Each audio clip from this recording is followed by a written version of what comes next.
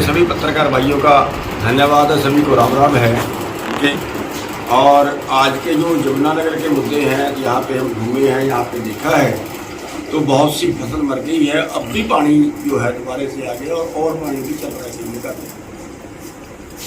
तो बहुत सी फसल का नुकसान हुआ है।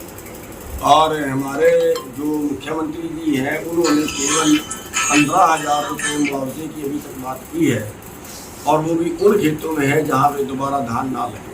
अगर दोबारा धान उसमें लग जाती है उसको वो नुकसान ही नहीं गिरते, जबकि वो बहुत भारी नुकसान हो चुका है, क्योंकि जो पिछेती लगेगी उसकी निकासी भी कम होगी और उस पर दोबारा से खर्च भी आएगा। लेबर के रेट बहुत हो गए हैं और बहुत भी नहीं आसानी से नहीं होगी और उसकी निकासी बहुत कम रहेगी। उसमें आगे जो अगली फसल होगी गेहूँ वो भी लेट होगी।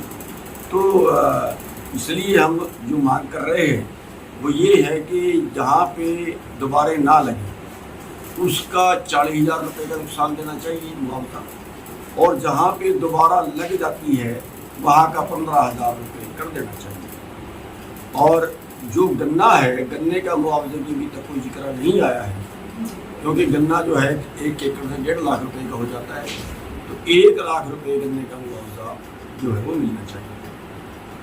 और जो बोर खराब हो गए हैं उनका कोई जिक्र नहीं है, बहुत से बोर खराब हो गए हैं और अभी तो कई जगह पे चला के ही नहीं देखे, और जहाँ चला के देख रहे हैं वहाँ पे बहुत से बोर जो ऊपर से पानी गुजर कर उनके बराबर में जो है वो दर्द पड़ के अंदर पानी चला गया बोर फिर, तो उनका मुआवजा जो है वो 2 लाख रुपये।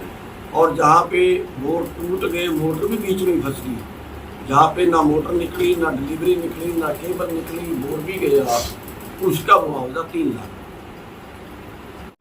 किसानों को बर्बाद करने का काम किया है। ये सरकार जो है वो अमेरिका की पॉलिसी पे चल रही है और अमेरिका की पॉलिसी बिजनेस करने की है। ये जो 3 कानून लाए थे ये भी उसी पॉलिसी पे थे जो WTO है उसको पूरी तरह लागू करवाना चाहते हैं। अमेरिका में जो है वो खेती ज़्यादा है और आबादी कम है, यहाँ पे आबादी ज़्यादा है और खेती कम है, तो वो अपनी मार्केट यहाँ पे खोलना चाहते हैं, इसीलिए वो यहाँ की थोड़ी सी ज़्यादा शुरू करती है। और क्योंकि जो पूरा परिवार होता है उसके साइन कराना शुरू कर दिए हैं, वहाँ पे कोई डिस्प्यूट है उसमें दिक्कत आती है।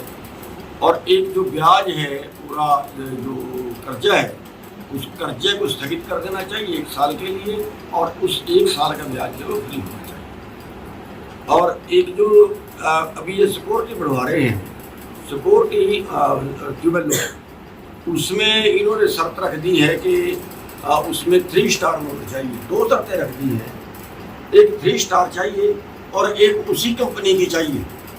केवल 4 कंपनियाँ तय हैं भाई। जब 3 स्टार की शर्त रख दी तो कंपनी की शर्त साथ में क्यों? जब 3 स्टार की शर्त रख दी है तो वो 4 कंपनी एक ही होता तो जो मर्जी बनाए। इसका मतलब ये है कि इसमें मोटा घोटाला है, उनसे मोटी रिश्वत ली गई है, इसलिए वो 4 कंपनियां तय की गई और उसमें उन्होंने 25-30 हज़ार रुपये मोटर का रेट बढ़ा दिया। और दूसरी प्रॉब्लम इसमें ये है कि अब उन्होंने कह दिया है कि हर आदमी को जो भी कनेक्शन बढ़वाएगा उसको 3 स्टार मोटर चाहिए और इन कंपनियों की चाहिए। अब उसमें वो बिल मांग रहे हैं और हम उसमें कहना चाहते हैं कि उसमें बिल की शर्त हटा दीजिए, मोटर चेकिंग की शर्त रखिए। अब मान लिया जमुनानगर एरिया में एक एरिया है जहां आज 5 हॉर्स पावर से 10 हॉर्स पावर की मोटर चलती है, दूसरा एरिया है जहाँ 10 हॉर्स पावर से 20 हॉर्स पावर की मोटर चलती है, तीसरा एरिया है जहाँ 30 हॉर्स पावर 20 से 30 हॉर्स पावर की चलती है या उसके ऊपर की चलती हैं।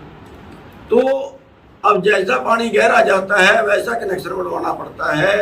अब जो आज 15 की मोटर कोई लगवाएगा 10 हॉर्स पावर की से बढ़वा के, और दूसरा किसान 15 हॉर्स पावर की को बढ़वा के 25 हॉर्स पावर कराएगा, तो उसकी वो 15 की मोटर खाली होगी।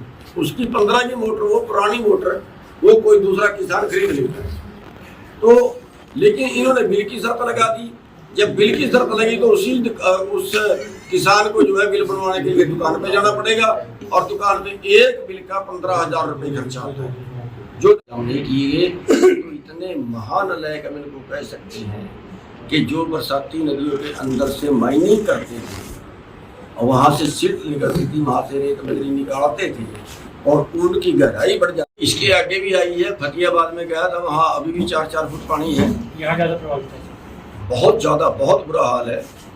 और वहाँ पे देखे तो फतेहाबाद शहर को जीटी रोड जो वहाँ पे है, जो सरसा हिसार रोड है, उसको जो सेंटर वाला होता है, वहाँ पे उन्होंने कट्टे लगा के वहाँ पे मिट्टी डाल के वहाँ बांध का उससे वो दिया पूरा रोड बंद करके, तब जाके उन्होंने फतेहाबाद को बिछाया है। आगे सिरसा का यही हाल है, उसके आगे जाके फिर वो पता नहीं कहाँ कहाँ और पूरी है।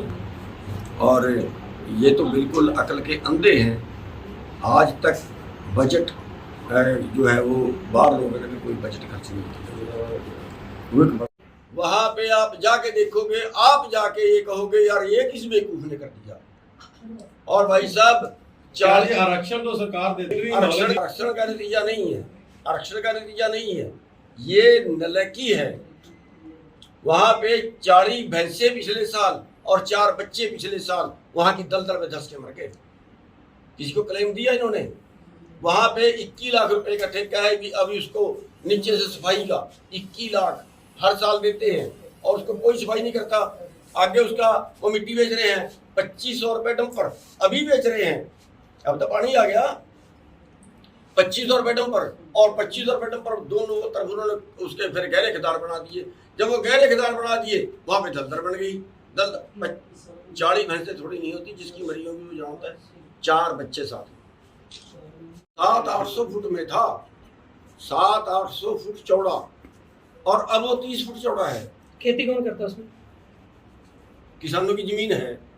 अगर आप मारकंडे के बीच में मकान पाओ तो सरकार रोक नहीं सकती, क्योंकि आपकी जमीन है। इन्होंने कोई उसकी जगह ही नहीं है, मारकंडे की कोई जगह ही नहीं है।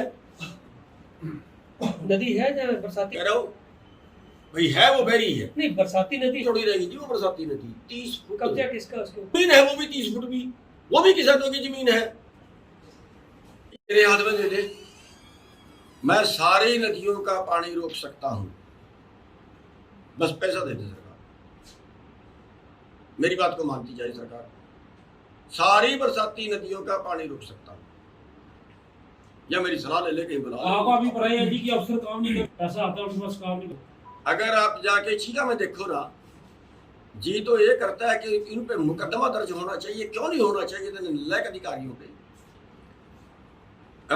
मारकंडा, डांगरी, घग्गर और पटियाले वाली नदी, सुनते जाइए आप, 4 नदियां एक जगह पे इकट्ठी हो जाती है और चारों नदियों का पानी उन्होंने अंडरपास निकाल दिया, 7 से 7 बना के, और चारों नदियां ये वो हैं जिनमें सिल्ट आती है। होता ये है कि वहां हांसी बुटाना नहर ऊपर से निकाली, होता ये है कि हांसी बुटाना नहर को नीचे से निकालना चाहिए 7 बना के, और ये ऊपर को जानी चाहिए थी। और उसके आगे 10 फुट दीवार, ये लगता है कि कौन अंधा था ये बनाने वाला। 10 फुट सीमेंटेड दीवार उसके आगे बना दी, नहर रोक दी, ये नदियां रोक दी, और पूरी नदी रोक के वो पानी पीछे रुकता है, और पीछे वो कितने गांव पंजाब के, कितने गांव हरियाणा के बर्बाद करके उसने रख दिए। और फिर वो साइड से 3 किलोमीटर पीछे जाके फिर वो SYL को तोड़ता है, इसको हांसी बुटाना को तोड़ता है, और हांसी बुटाना को तोड़ के फिर वो चीका एरिया में घुसता है। मतलब इनका जो प्रबंधन है, जो इनका सिस्टम है ही नहीं। आप ये बताओ, अब की बार किनारे तोड़ दिए तो इसका मतलब ये है किनारे और ऊंचे होने चाहिए। अभी हमने जो है उनका स्तर ऊंचा हो गया, वो और ज्यादा किनारे तोड़। और प्रधान जी जो अभी देखिए, हमारी जो सरकार है ना, इनमें इंसानियत नहीं बची। मैं किसान की फिलहाल बात कर रहा हूँ। मैं जो बात कर रहा हूँ, मैं 2 चीज कह रहा हूँ आपको, कि जहाँ बरसाती नदियां हैं वहां सारी किसानों की जमीन है, सरकार की नहीं है, और वहां से कोई अपने खेत से रेत खोद के, और अगर उसको बाहर कहीं ऊंचा अपना खेत करना है तो नहीं डाल सकता। एक पहली। दूसरी चीज, जो सिल्ट पड़ गई है खेत में, हम ये कह रहे हैं कि सरकार उसका मुआवजा दे, पहले तो उसका मुआवजा दे। उसने फसल भी खराब की, उसने खेत भी खराब किए, कई जगह पे बांध टूटे और अगर 2 किले तक उसका नुकसान कर दिया, ऊंचा नीवा कर दिया। वो अब वो लेवल करना पड़ेगा, उस पर खर्च आएगा। और जहाँ पे ज़्यादा सिल्ट गई है, क्यों ना उसको बेचने को इजाजत देनी चाहिए उसके, अगर उस पर ज़्यादा मिट्टी पड़ गई है। वो तो किसान का अपना खेत है, सरकार का थोड़ा ही है। वो तो खेत किसान को देख रहा है कि मेरे को ऊंचा खेत चाहिए, मेरे को नीचा खेत चाहिए।